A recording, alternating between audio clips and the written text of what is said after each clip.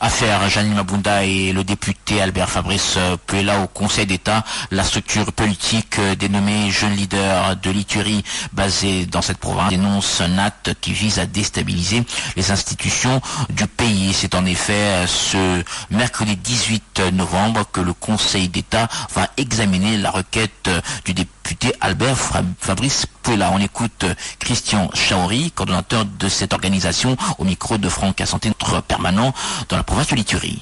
Nous sommes étonnés d'apprendre que le député national Albert Fabrice Puella a saisi la justice, précisément le Conseil d'État, accusant le bureau de l'Assemblée nationale de griefs qui, à notre avis, sont sans fondement. Nous voulons rappeler ici que, selon les règlements intérieurs de cet organe délibérant, certaines de ces matières échappent au contrôle des cours et tribunaux. L'acte commis par ce député national est regrettable et vise tout simplement à déstabiliser les institutions du pays, comme le souhaitent les ennemis de la République.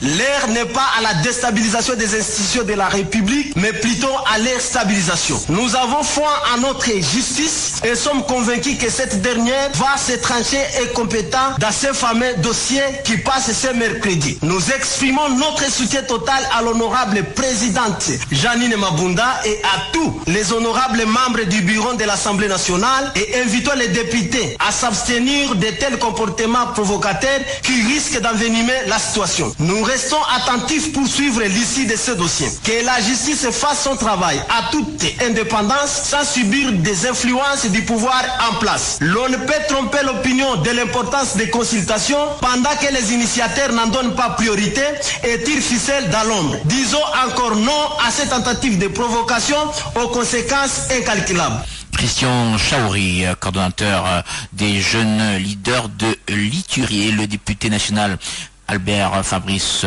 Puella se dit victime des menaces de mort de la part des inconnus auteurs de la plainte contre le bureau de la Chambre basse du Parlement pour non-présentation dans le délai du rapport financier de l'Assemblée nationale. Fabrice Puella